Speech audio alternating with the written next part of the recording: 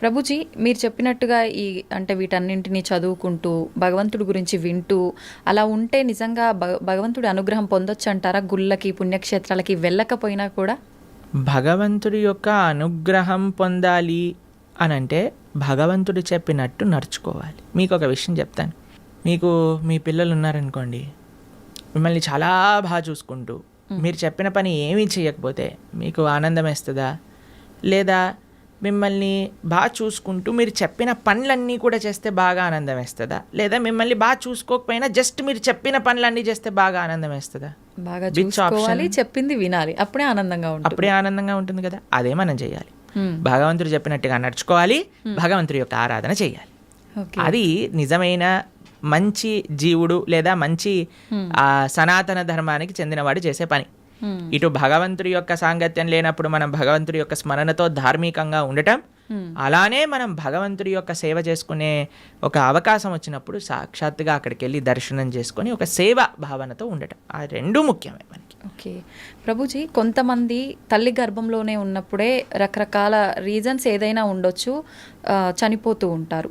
అది వాళ్ళ గత జన్మ కర్మఫలమే అంటారా, లేదంటే మరింకేమైనా రీజన్ అయి ఉంటుందంటారా? ఇప్పుడు కర్మ ఎలా పనిచేస్తుంది అంటే అండి, అన్నిటినీ మ్యాచ్ చేస్తుంది అనమాట ఎగ్జాక్ట్ పాయింట్కి.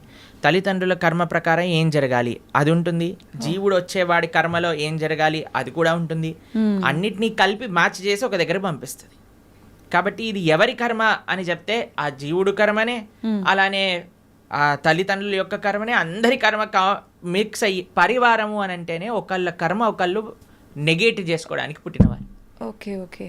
కాబట్టి ఇప్పుడు ఈ జన్మలో భార్యాభర్తలు పిల్లలు ఎలా వచ్చారండి, ఎవరు చూస్ చేశారండి, మాకు ఎవరు పిల్లలు పుడతారని ఎలా మనం ఎలాంటి ప్రభావంతో మీరు ఎవరికైతే రుణం ఉందో, ఎవరైతే మిమ్మల్ని పోయిన జన్మలో పెంచారో వాళ్ళకి మీరు మళ్ళీ పిల్లలుగా పుట్టారనుకోండి, వాళ్ళని పెంచి ఆ రుణం పోతుందన్నమాట.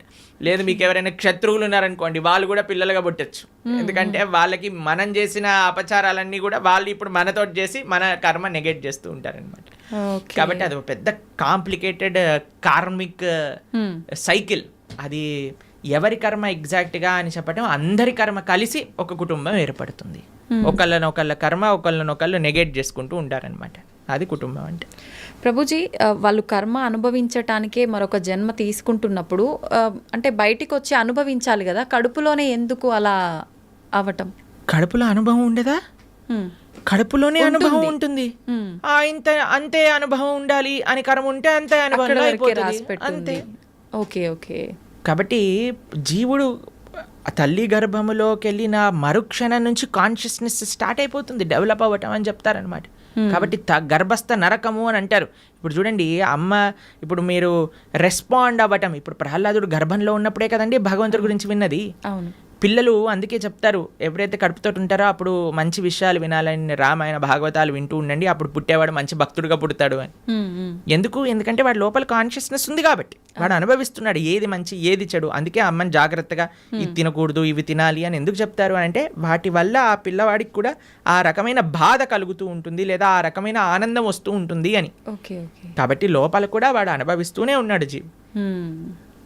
ప్రభుజీ, భగవంతుడి అనుగ్రహం అనేది ఇప్పుడు మామూలుగా చెప్తుంటారు కదా ప్రభుజీ, మగవారు ఇంట్లో యజమాని చేసే పూజ వల్ల ఎక్కువ ఫలితం ఉంటుంది, కుటుంబానికి మొత్తం చెందుతుంది. ఆడవారు చేసే పూజా ఫలితం అనేది తనకొక్కతి మాత్రమే చెందుతుంది అని చెప్తుంటారు.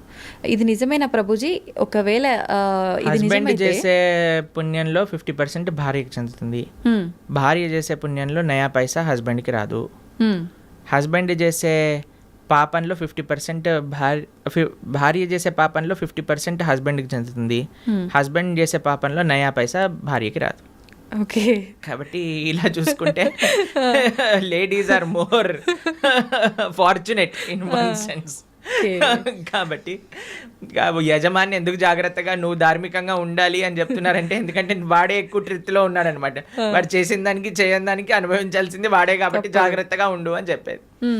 కాబట్టి మనం ఆరాధన అంటే ఏదో ఇప్పుడు చాలా మంది ఆడవాళ్ళు పూజ చేయాలి, మగవాళ్ళు పూజ చేయకూడదు, మగవాడేమో కాఫీ తాగుతూ పేపర్ చదువుతూ కూర్చుంటాడు అనమాట. అది కాదండి. ఫస్ట్ మగవాడి బాధ్యత. మీకు విషయం చెప్పాలా, వైదిక ధర్మంలో వంట కూడా మగవాళ్ళే చేసేవాళ్ళు, ఆరాధన కూడా మగవాళ్ళే చేసేవాళ్ళు. మీకు విషయం చెప్తాను, కొన్ని సంవత్సరాల క్రితం కానీ మనం వెళితే చరిత్రలో బయట ఇల్లు ఊడ్చి తూడ్చి ముగ్గులేయటం కూడా మగవాళ్ళే చేసేవారు. మరి ఇప్పుడు ఎందుకు లేదు ప్రభుజీ ఆచారం? మీరు ఉంటే బాగుండేది కదా. కానీ ఇట్ ఈస్ నాట్ ఆడవాళ్ళ పని పూజ అనే నోషన్ ఫస్ట్ పోవాలి. ఆరాధన అంటే అయితే మగవాడే చేయాలా కాదు, అందరు కలిసి ఆరాధన చేయాలి. ఎలా అందరూ కలిసి ఆరాధన చేస్తారు అని అంటే, ఎవరైతే ఇంటి యజమాని ఉన్నారో ఆయన భగవంతుడి యొక్క ఆరాధన చేస్తూ ఉంటారు. మరి ఇంట్లో ఉండే స్త్రీలు ఏం చేస్తారు, వాళ్ళు చక్కగా భగవంతుడికి నైవేద్యములు తయారు చేసి, భగవంతుడికి పూలమాలలు తయారు చేసి, భగవంతుడికి వస్త్రాలు కుట్టి వీళ్ళు ఆ సేవని సమర్పణ చేస్తారు. పిల్లలు ఏం చేస్తారు, బయటికి వెళ్ళి పూలు తులసి ఇవన్నీ పట్టుకొని వస్తారు. ఏదైనా రూమ్లో ఆ నాన్నకి అమ్మకి, అమ్మ అక్కడ వంట చేసి ఇక్కడికి వచ్చి అందించి భగవంతుడికి నివేదన చేయడానికి ఇస్తూ ఉంటారు. కాబట్టి పరివారం అంతా కలిసి పూజలో పాల్గొంటుంది అన్నమాట. కాబట్టి ఆరాధన ఎవరు చేయాలి అనే విషయానికి వస్తే ఇంట్లో ఉండే పురుషులే ఆరాధన చేయాలి అని శాస్త్రం చెప్తుంది. అలానే పురుషులు ఒక్కడి ఆరాధన చేసేసి ఇంకా భార్య ఏం చేయాల్సిన అవసరం లేదా అంటే, అందరు కలిసి ఆరాధన. ఒక్కొక్కరికి ఒక్కొక్క బాధ్యత. ఒకళ్ళు నైవేద్యం తయారు చేయటం, ఒక పూలమాలలు తయారు చేయటం, చందనం తీయటం, పూలు తేవటం, పుష్పాలు చేయటం, తులసి పదాలు చేయటం, లాస్ట్కి సమర్పణ చేసుకోవటం. అందరు కలిసి చేస్తే అది ఆరాధన అవుతుంది. అందుకే ఆ family that praise together stays together అని అంటారు. అది చాలా ముఖ్యం. You should pray together. ఒకడు వెళ్ళిపోయి పూజ చేసుకొని వెళ్ళిపోతాడు, దాని తర్వాత ఇంకొకళ్ళు వెళ్ళి పూజ చేసుకొని వెళ్ళిపోతారు, అలా కాదు. Everybody should together do it అనమాట. అది ముఖ్యం.